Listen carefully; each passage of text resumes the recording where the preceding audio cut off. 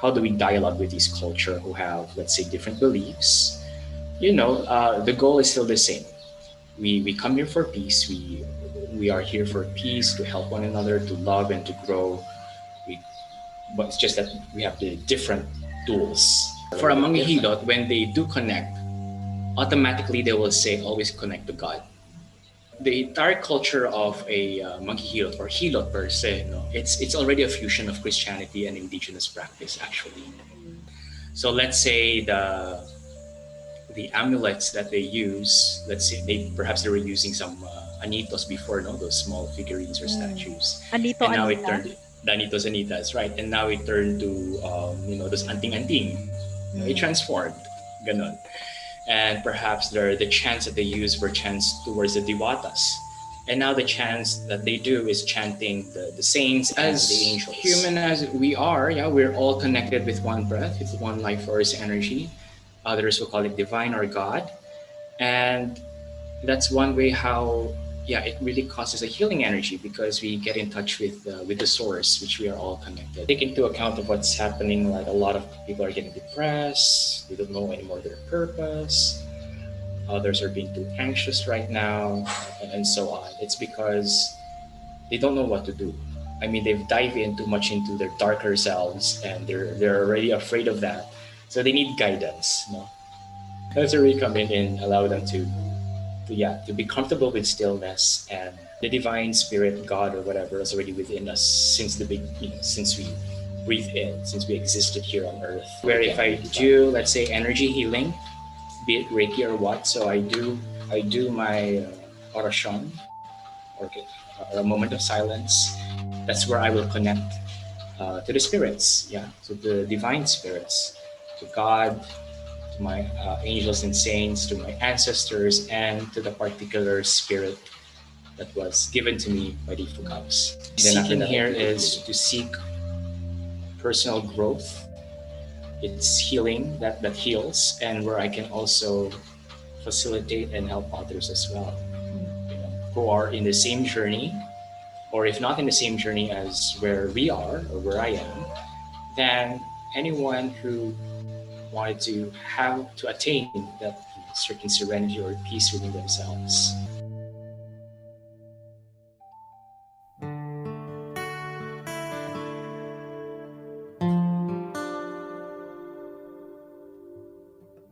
Welcome to the Seed Podcast. My name is Rowena Suarez. I am your host, and I am bringing you conversations and stories about initiatives, projects, and advocacies that are giving birth to a new world.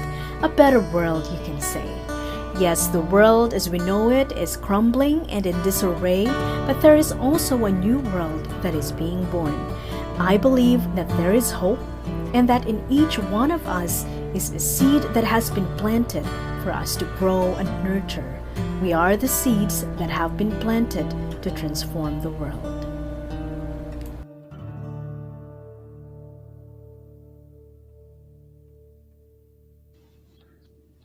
Welcome to the Seed Podcast. My guest for today is John Ray Nagas. He is an educator, an artist, and a well-being facilitator. John Ray is a certified traditional Hilot, which is also the name for the Philippine healing modality called Hilot. And he is a certified hypnotherapist under NLP Hypnosis Philippines. John Ray is also a Reiki master teacher, and he facilitates meditation and mindfulness workshops. He is a graduate of philosophy and is currently finishing his master degree in theology. And he is writing his thesis on Ifugao ritual at Mary Hill School of Theology. John Ray's academic and spiritual formation has been deepening his call, which is to guide and to heal. Hence, he puts into practice his trainings and experiences in the various healing modalities from certified spiritual mentors and indigenous groups. John Ray, thank you so much for your time. Welcome to the podcast. Right. Thank you so much, Rowena. Again, a good day, everyone. It's glad to be here and also to share um, thoughts, insights, anything that will help you guys or benefit for your own growth as well. Thank you. John Ray, when I first learned about you through the online healing community, and I learned about how rich and diverse your practice is, the first thing, I think the question that came to me was how you are able to integrate all of these things, right? Because I know that integration Yes. is, of course, important for most practitioners. So Mhm. yeah, I think I'd like to dive into my first question, which is how you've been able to integrate Hilot and Reiki. Mhm. Sure. Okay. So with that two modalities, anyhow, I started with Reiki way back 2016, and I was able to get oriented at the same time into Reiki because I wanted something for for my spiritual nourishment, my personal growth, in short, my my whole totality, my well-being. And so I got in contact with one wellness program through through Google after a long search. I Mm, think it was about February then, and it has a class entitled Reiki because it says Reiki class, and there's like a spiritual workshop and healing, and so that got my attention. And when I read the description, it mentioned about how it heals oneself and you can also heal others mm, through the use of hands. Yeah, through the use of hands. In a way, I was drawn to it because personally, I'm very much of a spiritual person. Yeah, I was brought up in a very devout Catholic family, but aside of that, personally, I tend to be very progressive. But because anything dealing with, I think with mysticism, um, spirituality within cultures, I get so intact. Yeah, because it's like you're communicating with the divine, and there's a participation of the divine where it helps you to grow and to heal. And so when I read that description on Reiki, I immediately signed up. And so, to cut the story short, I took the class. So I took Reiki 1 because Reiki has 3 levels before you become a master. And after taking that class and going through it, I kind of resonate with that energy. Why is that? Because of the founder of Reiki, well, who's a Japanese. Yeah. Oh, by the way, getting into the term of Reiki, Reiki is a Japanese healing modality. Rei, which means life force or universe, and Ki, which means energy. Yeah. And with that, the founder, who is Dr. Mikao Usui, um, was a Buddhist monk. And before he became a Buddhist monk, he was a businessman, well educated. He was also a doctor in terms of the medical field. mm, And so in his 40s, he kind of, let's say, got into crisis, and he had a retreat in the into the mountains, and he received a light just like Buddha, and that was the Reiki. That was the beginning of the manifestation of Reiki with him. And so, and after that, he started to heal himself, and then he created classes for those who like to learn Reiki. So, anyway, after that, I saw his life in a way which resonated with me because he was able to do healing. mm, I myself was fascinated with healing because of my auntie who was a albulario, mm, right? So I tend to witness all this stuff when I was a kid and all throughout when I was a teenager.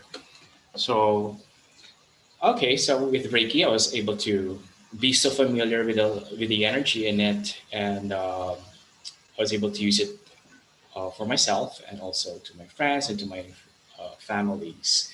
So in the course of doing Reiki level 1, and then after I took Reiki level 2, which is more deeper understanding of the teachings of Reiki and using other symbols, and it came up to me that if if Reiki is from Japan, and then other healing modalities or holistic modalities like Ayurveda, yoga, right? Qigong came from China. Uh, we have practices coming from India, as what I've mentioned earlier, like yoga and Ayurvedic. So there could be something here in our country, dito sa Philippines. And although it is already widely practiced, nationwide being Mm. practiced, pero yun, alam mo yun, the essence of it or the meaning of it is kind of, let's say, diminishing, if not lost, because of I don't know, consumerism or capitalism or the influence of of the Western thought. So I discovered that Hilot is in a way wherein we get in touch of our own healing modality. Yes, and why is that? Because when I started getting trained for Hilot, so I again thanks to the internet and Google and stuff, Facebook, I just I was searching for like a teacher, yeah, kind of like a master of teaching of yes, teaching Hilot in a Mm. very traditional way. So I came up with this person. His name is Apu. And then I contacted him. Then he said, "Oh, why not come into my center?" And then from there, let's talk. So I talked to him, and then in a way, he was kind of special in matters of psychic energy. So usually, I mean, he teaches with with a huge, his rates are kind of high. But when he saw me, he kind of gave a huge discount. It was a huge discount, very huge discount. So I grabbed the opportunity, and then while he was teaching, he was giving certain insights, which in a way I kind of like discovered. So it was like a review for me because I experienced this with my auntie who was a albulario. So there's kind of a mixture of diving into the spirituality and to the physical body when you do acupressure. And when I was learning through him, yeah, through Apu, I kind of have already this conception building up that Hilot is not just an acupressure or a massage, as many people will think. It's a process. It's a ritual. Okay, Mm. so Hilot is a ritual. Why is that? Because if you go to the countryside, no, because here in the Philippines, um, traditional monkey helots, as they are called, they will use prayers or they will chant. Okay, either they will chant or say a prayer, which is called orasyon. Mm. And then after doing the orasyon, then they're going to do the body scanning. So the body scanning has several tools, depending even on the culture or province. Some will use banana leaves with coconut oil. So if the banana leaves applied with coconut oil, it is you place it in the body and you slide it. Kapag di na siya ma-slide or ma-pull, that's where the blockage is. Mm. Now we can use another way. Other practitioners or manghihilot will use their hands just to scan the body. And then if there's, init lamig, that so-called init lamig. So that's where the blockages also is. From that moment, I said, now this is where Reiki can come in. This is, I could use Reiki in it. Because during the course of my training, I was like, I can't just dive into Reiki and ask for clients, do you want a Reiki? Because probably many people back then, 2016, are not really familiar with this kind of modality. So I wanted something na medyo may fusion. So that's why I dived into Hilot. That's also one of my reasons I dived into Hilot. And then I came across this book written by a very a prominent doctor and manghihilot himself, the late Dr. Fajardo. He just died in 2018, and I was able to meet him. And so I read his book on Hilot. That's the title, Hilot. Mm. And it's good because right now we have this literature. We have this everything is being put into structure. The terms and how we call it, how it's being measured in a way. So Dr. Fajardo was able to put those terms of what the traditional people were doing. The orasyon, like what does an orasyon do? What's the benefit of orasyon? So there's also a sound energy there. And then the scanning, what is the use of the scanning? And so he kind of related to other modalities. And then Mm. I saw the word Reiki there in Mm. the book. And I said, aha, this is it. So when I saw that, when I read it, I kind of had a goosebumps because it's like you're in the right path, alam mo yun. Mm. Yes, I got myself into Reiki, and then I wanted something that will, that will promote our own healing modality, which is Hilot, and how I can fuse them. And so, yun nga. So after my training, got myself educated, read books, and then I saw that. And then okay, sige, I just follow, my gut feeling or intuition, what others will say. And then yeah, so ganun nangyari. But I took my Hilot when I was in my Reiki level 2. Mm. And I had some trouble na, so should I pursue Reiki or do Hilot? Mm. So there was a kind of like a slight turmoil. Pero kasi may kasabihan na you can't do away, you should be grateful of where you came from or how you got that experience because it won't let you do this, talking in a general sense. So okay, so I'm grateful for Reiki, the energy of the life force, energy of the universe, because it led me also to this. It's kind of a tidbit of awakening, Mm. and this drive, this kind of drove me to look better into my roots. If I get into Hilot, so all right, so that's what you want. You want to promote, Filipino traditional healing. And then aside of that, biglang to get into deeper. Parang alam mo yun, there's an inner healing that's also happening. So parang, oh, what now? So you look into yourself, parang you get into, okay, why do you want to promote Filipino healing? Parang may ganun. Biglang there's a question Mm. that hang. Ayun. So that's how I integrate these two, very much. Beautiful. I always get fascinated when I hear about how you really found them and how you have parang reconciled them and really integrating and saw that you don't have to compartmentalize the practices, rather you will see a Yeah, commonality and that you will really be able to integrate all of them, right? that's right, right. That's true. That I mean, it's like very, very true. That's why we, we be grateful for the experience that we have, or any situation that we are into, because we won't be brought to that kind of situation or place or even healing, because everything that we are into brings healing, as long Mm. as you will it and you desire for it. The universe will follow. I agree. And John Ray, how about theology? You went through a religious formation, right? Do the Right, yeah. traditional healing arts not go against your Christian beliefs or Catholic beliefs? Because you are a Catholic, right? How have you been able Right, to yes. integrate? This will bring it will boggle a lot of, let's say, conservatives, I know, yeah. if I could put But we're that, here. We're ready to because they're listen to saying, you. yeah, yeah, exactly. It's a good space where we can inform, and again, continuous education is very important. Um, so personally, getting into my own character personality, I'm very free spirited and kind of progressive. My friends and family will tell me that.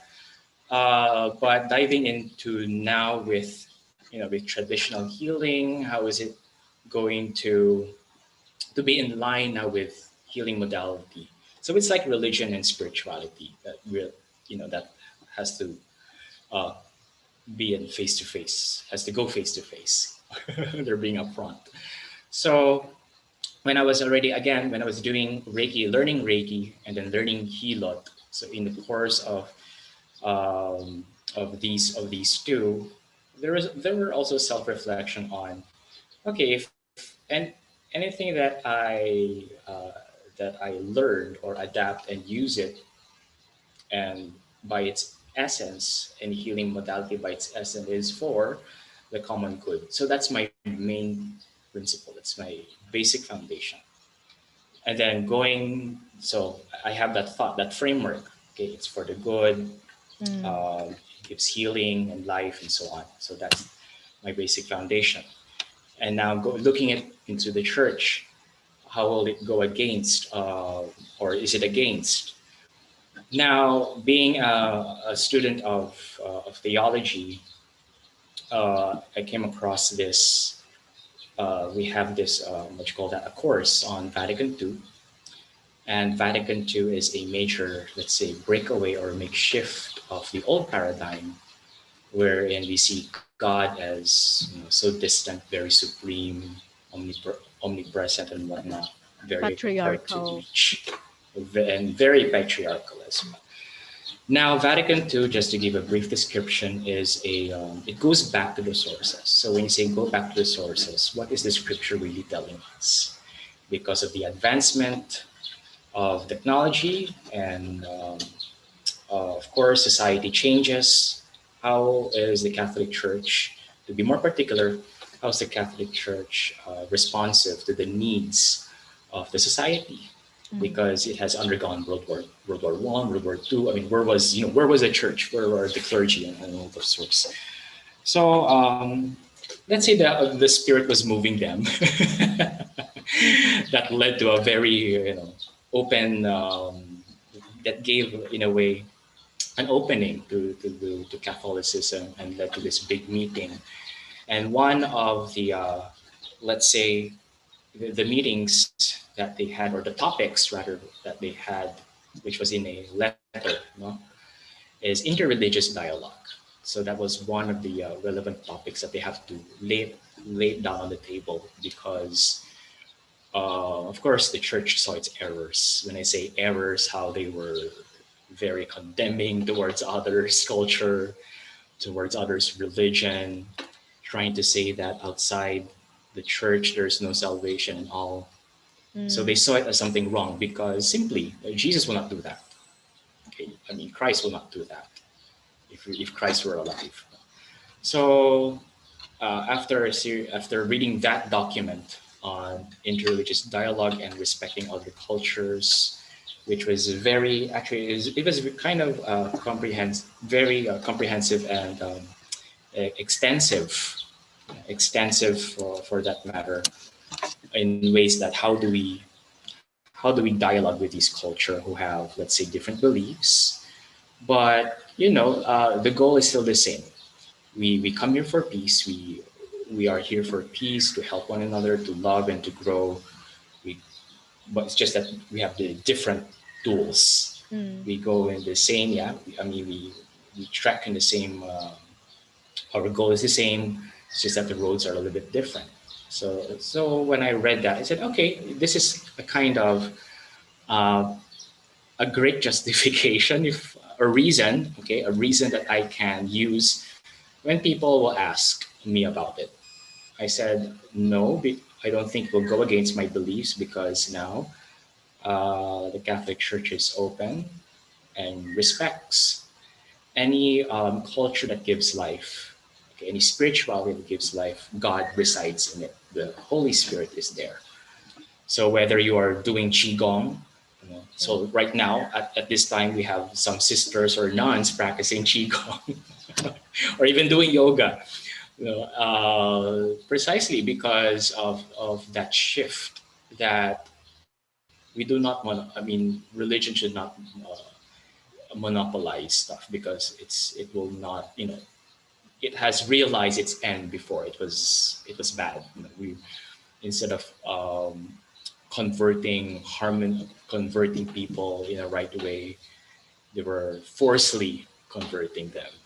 So again, yeah, it's more of the respect. And then if it resonates with your energy, as long as you're doing good, then go on with it. I mean, Mm. it's like right now, outside Catholic Church, there's a change, of that quote. It's outside God, or outside of your conscious awareness of the divine, there is no salvation. Mm. Yeah. So yeah, I pretty much I'm glad that I'm in a very progressive field. Sorry. It's It's okay. No. You said you're glad that. Yeah, I'm glad that I am being trained in one of the progressive theological schools run by the CICM, Fathers and Brothers. Mm, I think they're the one who manages St. Louis in Baguio. So yeah, mm, they're yeah, I like them because they're pretty much respectful in terms of culture, mm, and their mission is to relieve or to revive cultures from mm, different groups, mm, right? So in a way, their core beliefs kind of resonate again with mine. That's why I mm, continued my theology with them, and mm, it's surprised because when I continued my theology with them, um, upon my registration or enrollment, because since I left the seminary, it was way 2013 because I came back for theological studies around 2018. mm, 2018, yeah. And so when upon enrollment, just a sign. Well, this should I really go back and finish my theological studies? And so upon the entrance of the school, I saw a statue mm, of what came to me was a babaylan because it was like a 3 foot statue. And mm. then I read the description. There's a plate on it, noted from an artist, and yeah, it is a babaylan. Ah. I'm a Bahilan from the north. I forgot who was the artist then, but Mm, it's made of I think Nara, like that. And so okay, this is the sign. So I enrolled and there I continued my studies and all my papers regarding all my papers or research will always have an element of protecting the indigenous practices or the rituals.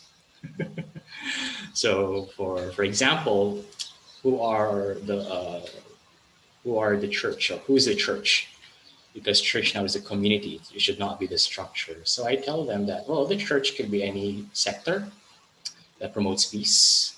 And then I even mentioned about the indigenous healers. They are indigenous healers, wellness facilitators, because we have a lot of groups, pranic healing groups, reiki groups, yoga, whatever. So I mentioned these, and then surprisingly, I got a good score on that, and they too. It wasn't even an awakening moment for them. mm, That all right, it was an aha moment also for some professors, and gladly they really took that. They really took it openly. mm. Yeah. Wonderful to So hear I that. Yeah. right, thank you.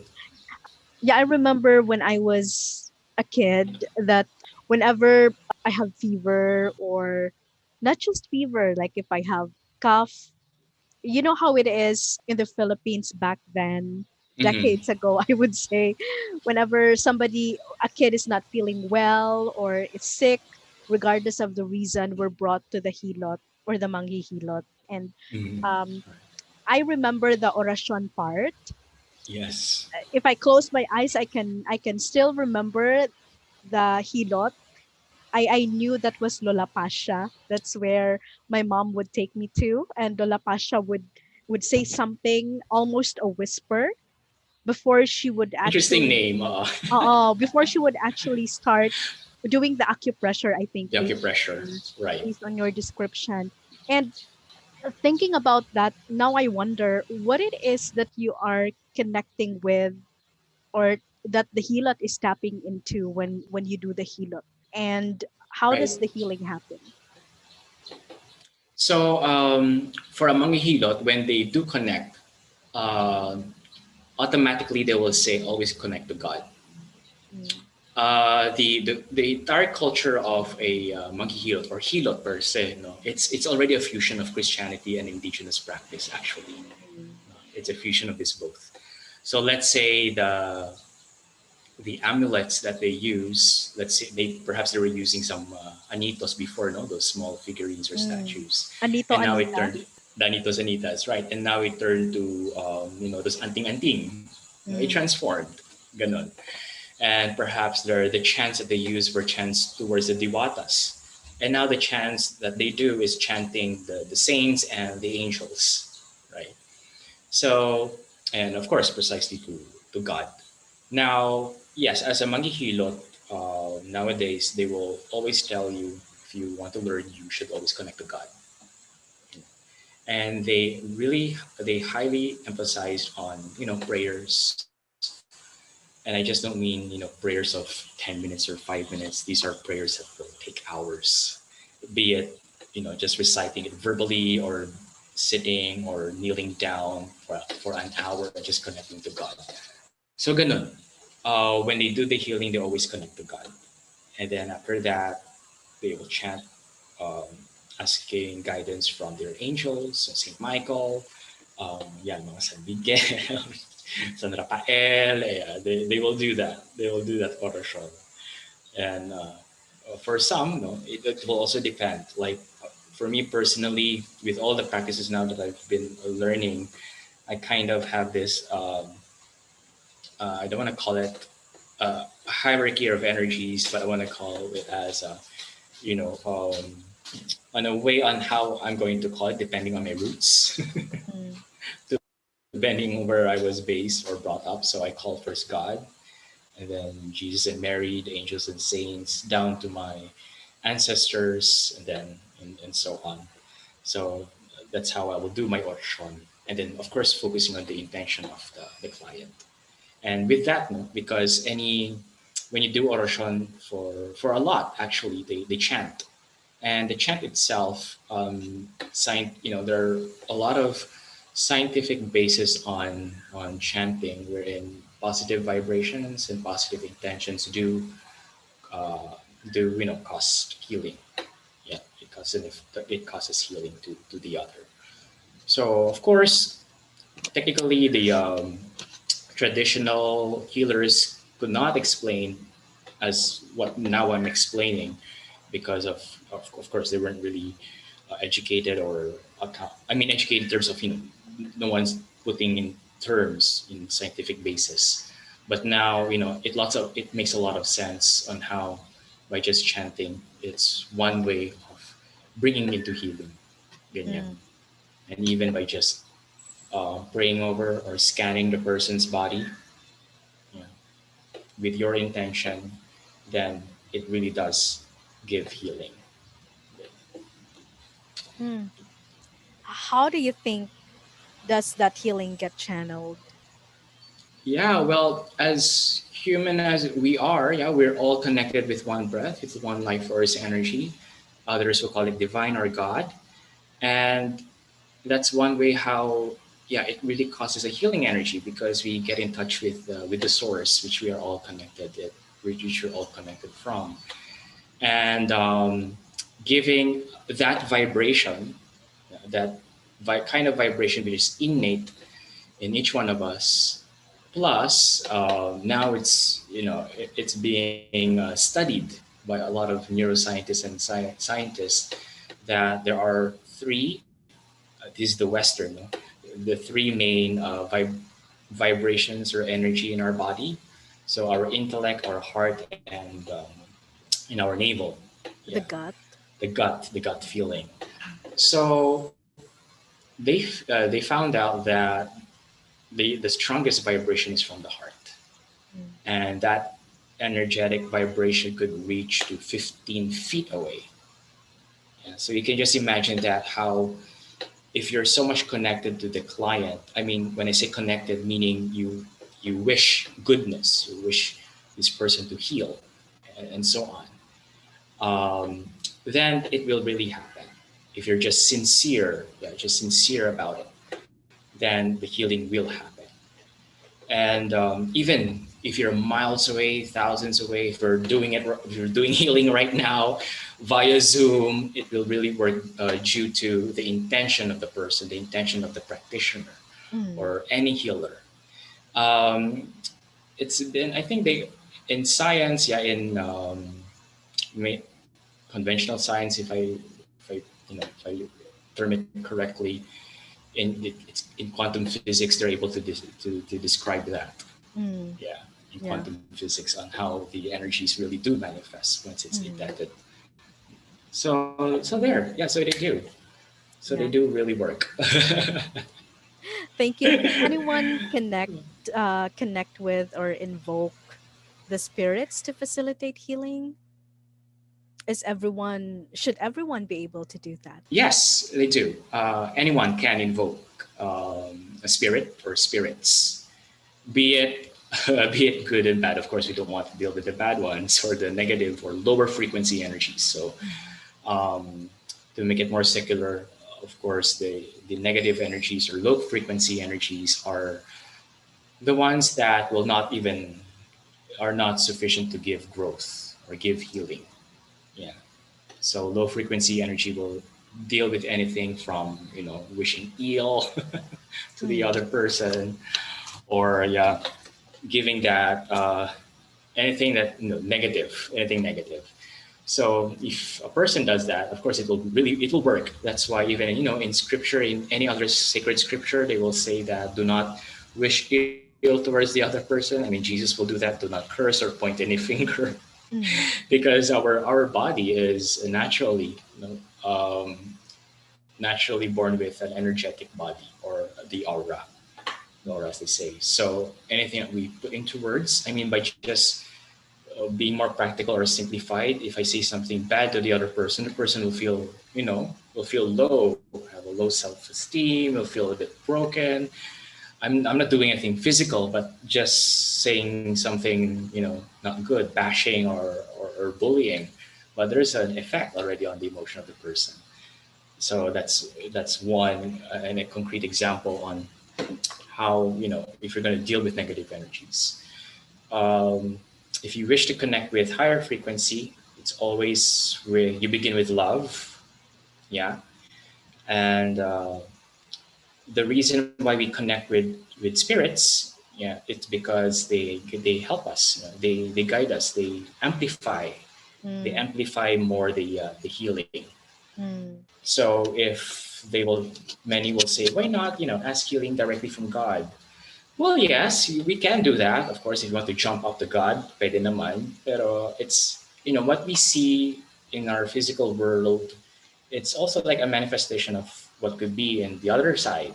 You know? That's why we have the saints, because all of us are, our family of one collective consciousness. So if you want to ask for help from someone, you're going to ask help from someone, right? I mean, if let's say if I'm sick or whatever, I need help, I'm going to ask you to pray for me. Why will I do that if I Mm. could just pray to God direct? But it's like that. We're all connected. We're all social beings, spirits who socialize as well. So we need one another. It's one way that we are all connected, and these spirits, either they're crawling around Earth, or they could be our deceased loved ones. Again, we can still connect with them. They will amplify also the healing energy. Mm. Beautiful. From your perspective, what it is that the world needs healing from in this time? In this time, yeah, especially, I mean, given the pandemic, the world needs healing in matters of looking into oneself. I guess whatever's happening right now, it's a consequence of our actions, be it communal or even personal. Mm. So we need to go back. Yeah, that's why the pandemic allows us to not go out. We are trapped in the four walls of our houses or rooms or even small spaces, and it really gives it can give a positive or negative effect depending on how you're going to use that space to reflect on yourself. And it helps for many people, like, okay, so what I'm going to do now, how it helped them to reflect on their lives. Mm. I mean, how good were they? How responsible were they in taking care of themselves and taking care of others, or even the earth, right? Because I mean, the pandemic is a response of human activity. Mm. Yeah, I mean, I'm not dive into that so much details, but that's just it, in general. there won't be any virus if if we didn't abuse of the natural resources. So yeah, it's getting deep of being so much aware of ourselves. We have to be more conscious of our actions. Yeah, and this is where the role of wellness practitioners come in, or psychologists, psychiatrists, or whatever will come in to heal, to heal the community, to heal a person, to know its purpose, Mm. if you know what I mean. So if you take into account of what's happening, like a lot of people are getting depressed, they don't know anymore their purpose. Um, Others are being too anxious right now, and so on. It's because they don't know what to do. I mean, they've dived in too much into their darker selves, and they're already afraid of that. So they need guidance. That's where we come in and allow them to be comfortable with stillness and to get in touch on, okay, so what is it right now? Like, parang reset. You need to reset. What is it right now that will make life meaningful? That Mm. will make yourself, meaningful and whole again, so that you can take effect in a bigger community. Mm. So So, in essence, it's like a healing from a kind of disconnection. I mean, that's what I'm getting from what you said. great, you're great, exactly, because we were so immersed with consumerism, right? With a lot of options that even in our day-to-day life we have no time to even sit still and to really ponder on, is this what I'm doing really right? Will this help me grow? Will this help also other people? So yeah, these kind of choices, if you know what I mean. And in a way, I guess that's kind of the message of what the world really needs now from the pandemic and these challenges that we're facing. Mm. So, Totally. so it's getting more connected with the self. It's getting more connected with itself. And actually, it's very interesting right now. If you go on Facebook or Instagram, there are a lot of ads popping up about yoga for stress, mindfulness or breathwork exercises. There are a lot of, let's say, new terms coming up, but the same procedure of releasing of releasing trauma or depression. And yeah, these are the things that the tools, I guess, people need right now, uh, in order for them to get connected with themselves. Because if you get connected with yourself, Mm. you let's say rekindle the divine within. So I want to use the word rekindle because the divine spirit, God or whatever, is already within us since the big, since we breathe in, since we existed here on Earth. So it's just Mm. more of you rediscover again your divine within. Mm. And yeah, John Ray, when I added you on Facebook a couple of months ago, I remember that most of the posts that I saw on your page were about Myanmar, the crisis in Myanmar. yes, And I have a question around that. sure, yeah, Were you yeah. not were you not afraid that some people would think that you were being negative? Because there's that spirit of activism there, right? Uh, Why was it important for you to do that? Why was it important for you to express and to share that message? Thank you for sharing that, or by bringing that on the table. Because actually, just to dive in a little bit, I contacted, because I teach language, yeah, and the post that I share was coming from my former student, Mm. when I taught English before, In and Myanmar, in students from Myanmar. yeah, they were here in the Philippines before to Okay. study English, and then they went back to Myanmar. So I asked, oh, so what's happening there? I mean, what's like the turmoil, in terms of the politics, or the social climate. And yeah, so they kind of like explain what's happening. And I've talked to, even, let's say, students coming from different background. I have a kind of a religious brother and sister. There Mm. were nuns and priests that I was able to get in touch to. There's another one who's not just a regular person, a lay person, to talk about the situation. By just looking at it, and why the deal there is why I pose it, because if we are healers, of course we begin with ourselves, but we can't just heal ourselves. I heal myself first before I heal others. But once the opportunity is there, why can't we do it? We Mm, do it we do it together. We heal ourselves at the same time we heal also those people who are in need. Of course, the least thing that we can do is to send healing actually to countries, because then again, that will kind of go back on how healing energies work, right? Intentions work, coming from the heart. Then, by just doing that alone, you're already helping, big time for a country or for a community. Yeah, the spirit of active, as what you've mentioned, it's correct. The spirit of activism is there because activism is you desire for the good of the community or whatever is good for the common people. And that's what all what's even in healing, that's all what we want. We like to heal ourselves and heal, spread love and light and so on. So that's yeah, that came to me. I mean, actually I was going to like open a platform or a venue where sending healing to Myanmar, but before that there will be like a short discussion mm, about the social climate of what's happening. So I kind of talked to one of my former students about that, just to give us an idea and to enlighten us a bit.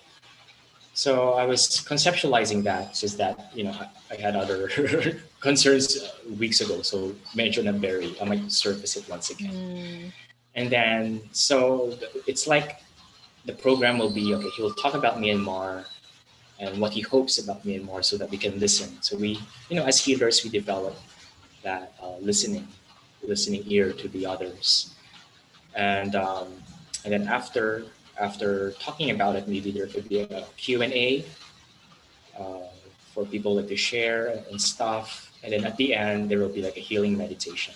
mm, So that will be like the entire program for it. mm. Beautiful. I was actually reminded we did something similar after the Marawi siege. You remember? Yeah, Yeah. yeah. And it's almost the same process. And we did that again last year. We called it the 60 Days of Heartfulness. So, Oh, beautiful. yeah, so a few months after COVID 19 broke out, I and some friends gathered, and every day, 10 a.m., it's like we will start with intentions, and then Mm-hmm. we do a meditation, a heart based meditation, and then after that, we will talk about what came to them, what are the insights that came to them Mm-hmm. pertaining to the COVID 19 issue, or in 2017 pertaining to what was happening in Marawi and in the Yeah. Philippines. And it's really wonderful practice because you know how we can get carried away with all these strong emotions around Mm-hmm. the issues that are going on. But when we do it after a meditation, for example, when we do Yeah, it coming from that deep stillness, you know how much insights you get, and you know how you are being led to taking action from a compassionate lens, from a compassionate perspective. that's So right. yeah, wonderful. I'm glad that you were thinking of holding that space, and Yeah. yeah, let me know. I'll Sure, sure. I'll keep you guys updated for that. beautiful. We'll have to push through because yeah, I mean, we can't of what's happening. We can't really go physically in the space where there is trouble. So the least we can do, and it's also a powerful thing, is to really now we ask guidance from the source. We ask guidance from God, and He will do whatever He's gonna do as long as we're very much sincere Mm. with the intention from the heart. Yeah, definitely. I totally agree with that. When we first talked, you mentioned about the Ifugao rituals, and you said that Yes. I think more. You said more than 20 Ifugao rituals that you got acquainted with are mostly related to agriculture, right? their Right. agricultural practices. What are examples of these rituals? Can you describe them a bit? What happens? And also Yeah, maybe sure. share why they do it. What do the locals say about why they do these rituals? Right. So, yeah, getting into now the indigenous rituals, particularly the Ifugao rituals. One thing also to lay on the table is how come I became so interested with it. So, aside of Hilot, okay, diving into more into Filipino indigenous roots. I had a friend who is Mumbaki, our traditional healer from the north, particularly he's in Ifugao. Mm, And so I got in touch with him. I had a vacation, in his place. I stayed with him, and that time I was also doing my theology. So um, when I was having my vacation in the Cordilleras in Banawe, Ifugao, so I also thinking of what could be my thesis or research. But I know that I want to do something that what I'm already doing in life, being as a well-being facilitator or healer. And so when I stayed with this Mumbaki, his name is Mamerto, mm, Mamerto Tagitan. He's also on Facebook. You can search him.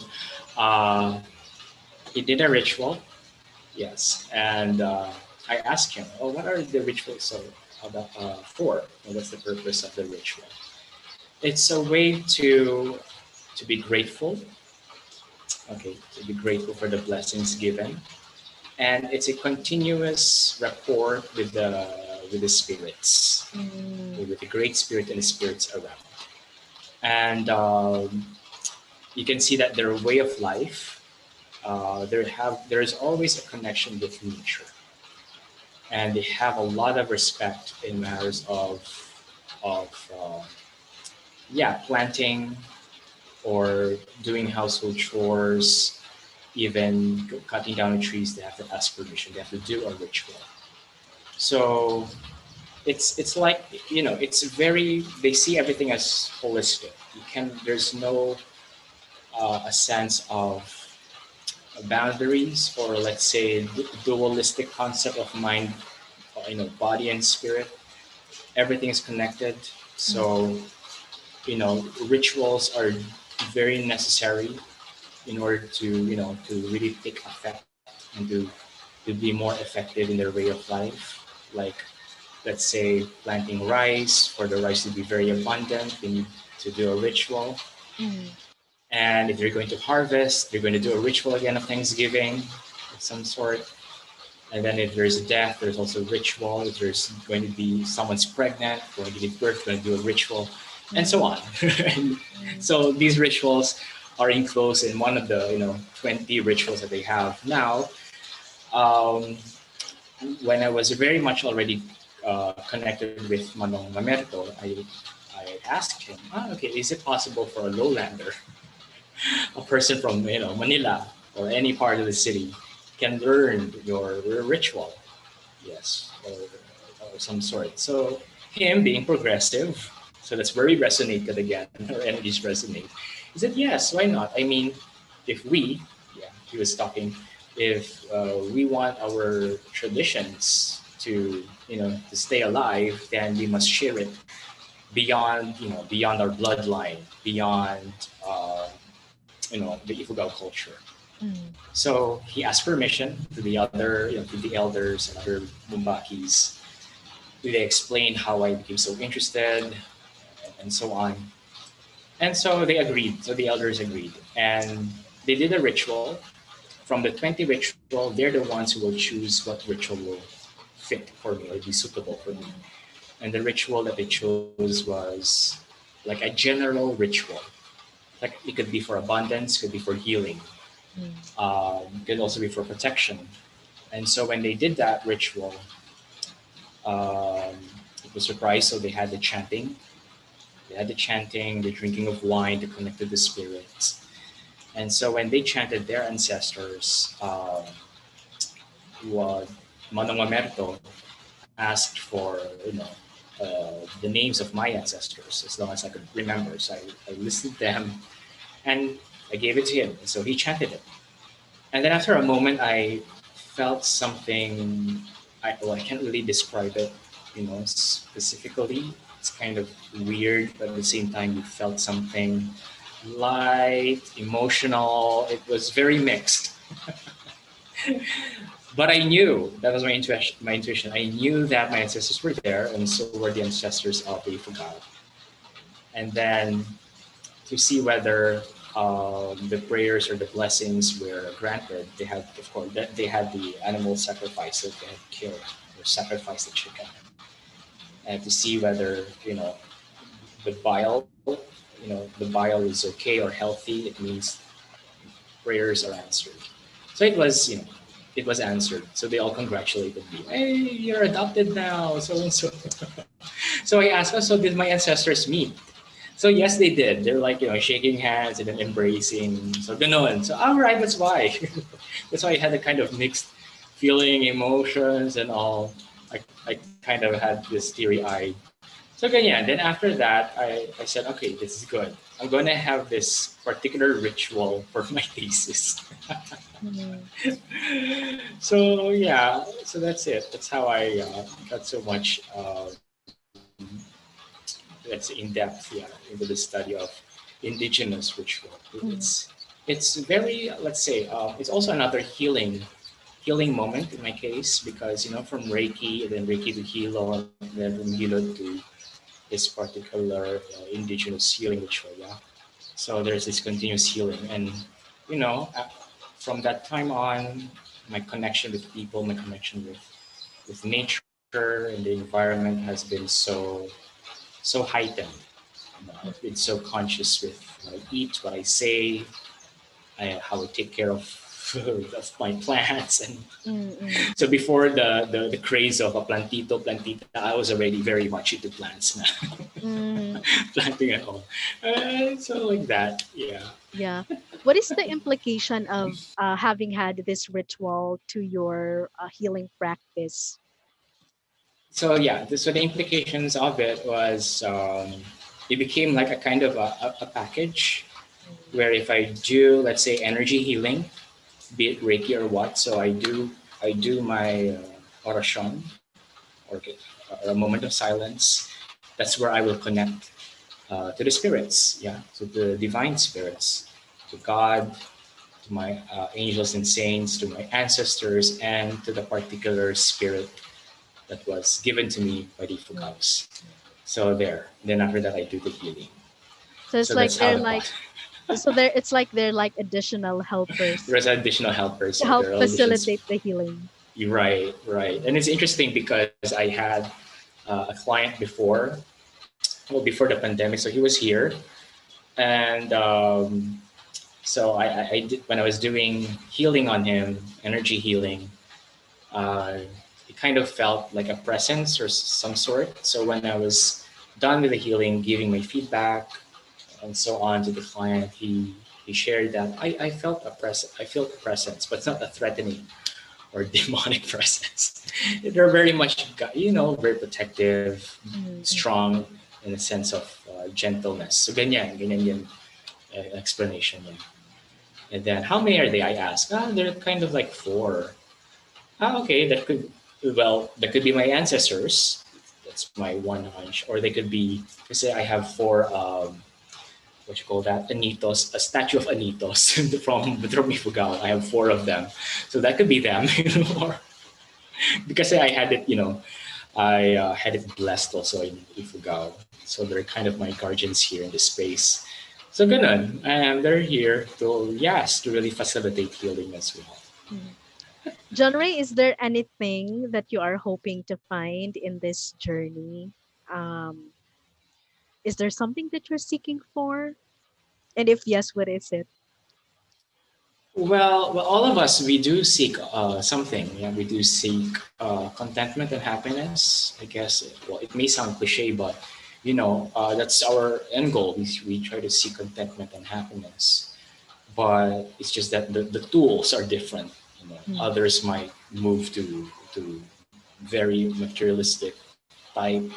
Others will gear more towards spirituality and so on. So in my case, it's Yeah, my seeking here is to seek personal growth. It's healing that heals, and where I can also facilitate and help others as well. Mm.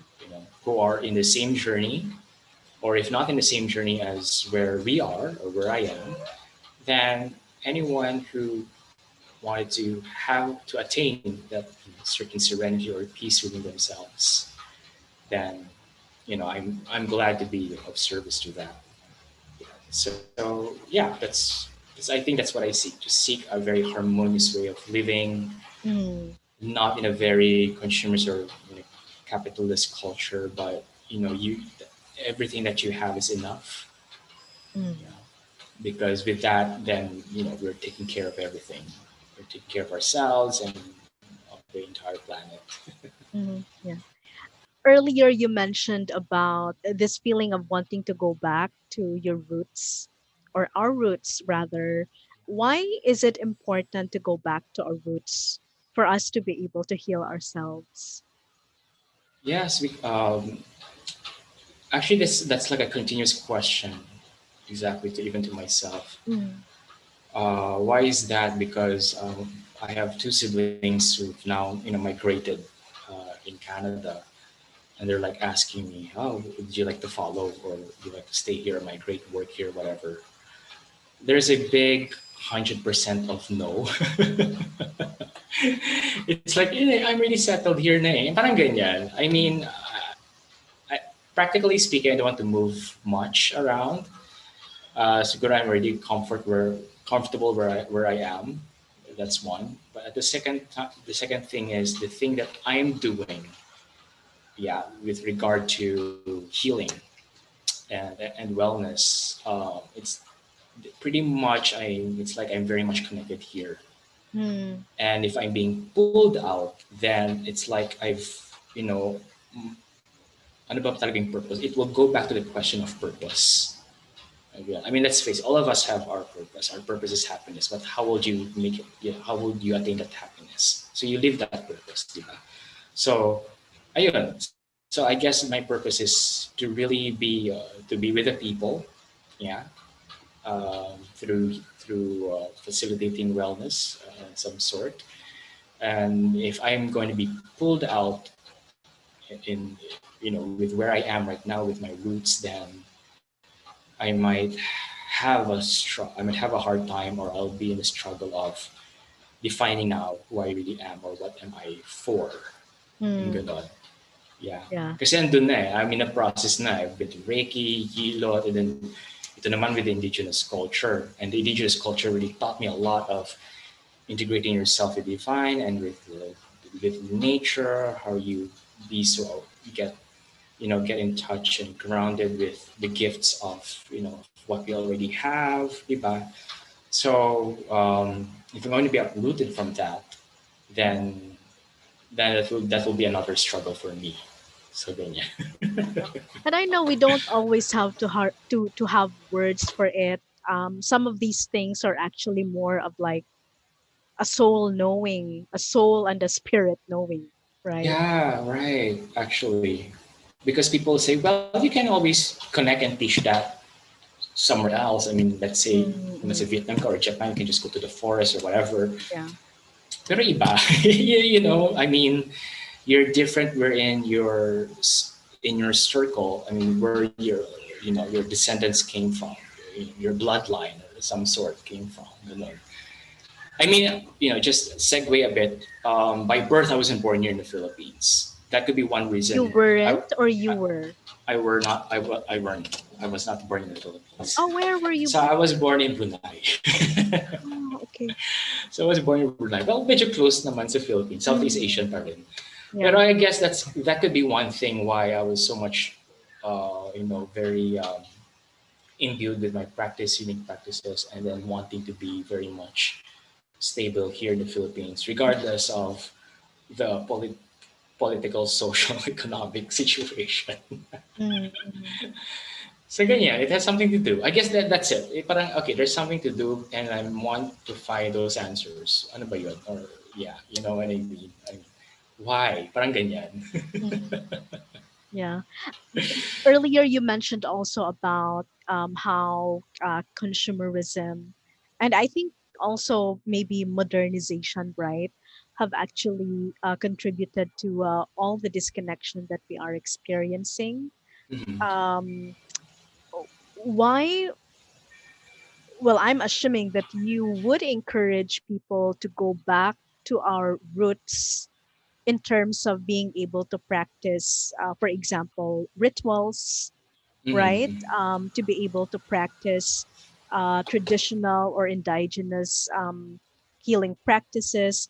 Why? Why should we do that? Why would you encourage people to do that? Yeah, so I encourage people to do that because as a human person, we're not just social beings, we're also spiritual beings. Yes. So that's how ritual will facilitate in matters of deepening your connection to the divine or connection within yourself. Yeah, if you don't want to talk about religion or let's say metaphysical, then at least your connection within yourself. Yeah, because without these rituals, then we lose our ground, we lose our footing, we will not be centered. As a matter of fact, um, there's always positivity in progress or in development, but I mean, if it's overdeveloping, I think that's a problem. Uh, if anything that has to be with yeah, excessiveness, okay, there's no moderation. That's like the general rule. For instance, I mean, here along Katipunan Street, I won't mention the name of the the development company. Yeah, it's funny development, but they're in a way also destructing nature. Anyway, it's like one corner. There's one huge condo building that's run by them, and after a few 500 meters, another condo is also run by them. So I mean, why can't you just have one condo? Mga ganyan. Mm, So yeah, these are the things. It's over. The cities are being overdeveloped, and there is no much air, fresh air to breathe in. Like right now, we're all suffering from this heat, this intense heat, and we will not have this intensity of the heat if we don't, cut much of the trees. If we're, collaborating with the natural environment, then yeah, we need that kind of collaboration. mm, If we see that the natural environment is in a way, yeah, same vibration as ours, equal with ours, then yeah, I mean, the world will be in a very harmonious and better place. I mean, we mm, will not starve or will not struggle that much.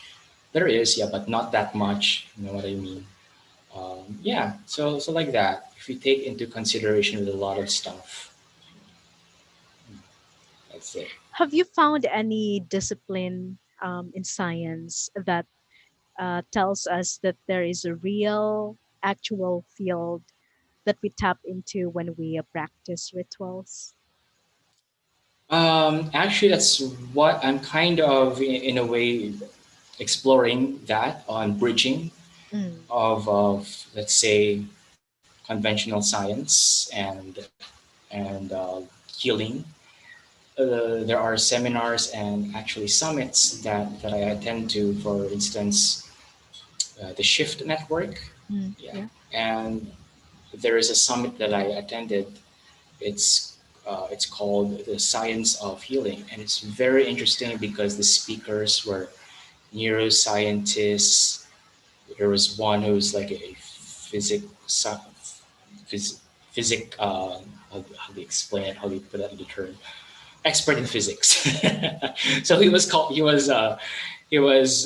kind of sharing a lot of insights of how we do energy healing in relation to quantum physics. Mm, Yeah, yeah. that's why he mentioned that prayers work, intercessions work Hmm. because of that field. And well, a famous figure.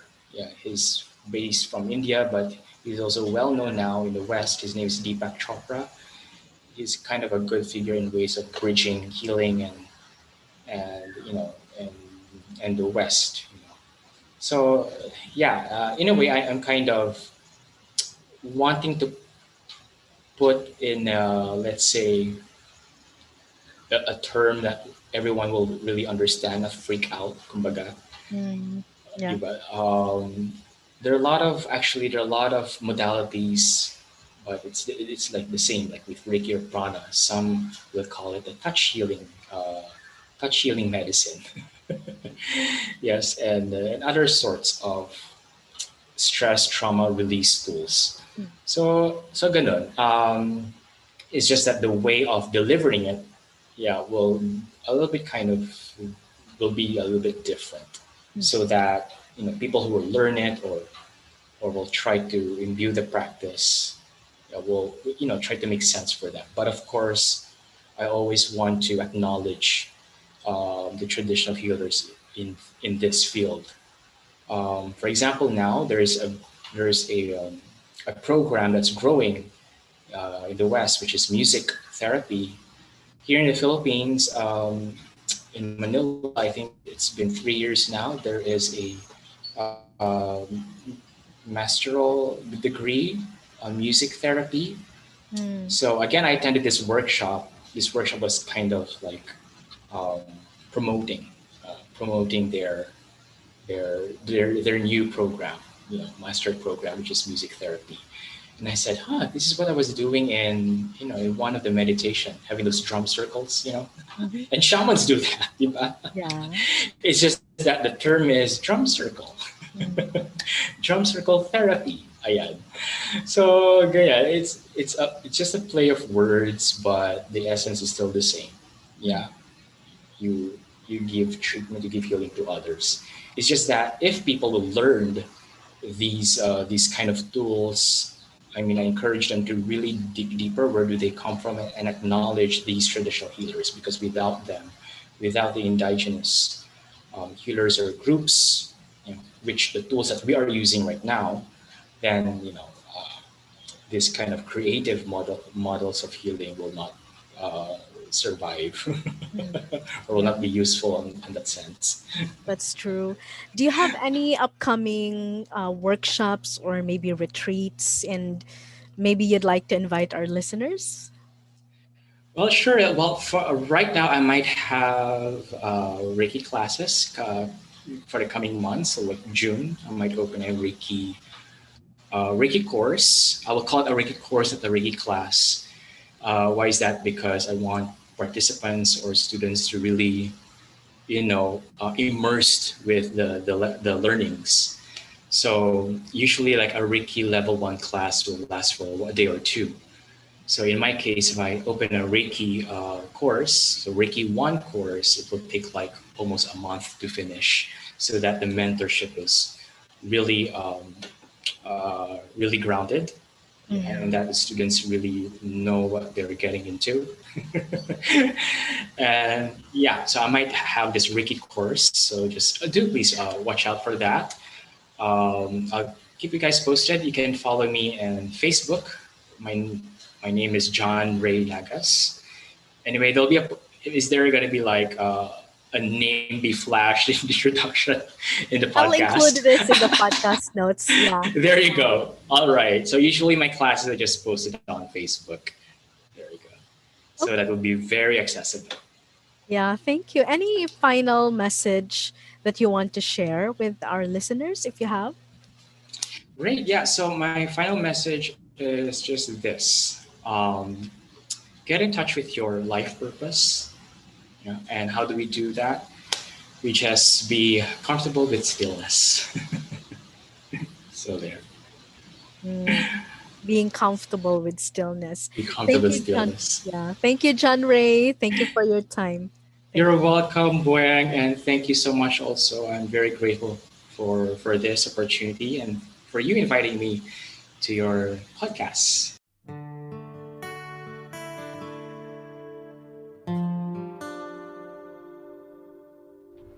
Thank you for listening to today's episode. I hope you enjoyed it. If you find this valuable, don't forget to hit subscribe or follow. And if you'd like to know more about me and my work, you can check out seedsoftransformation.ph.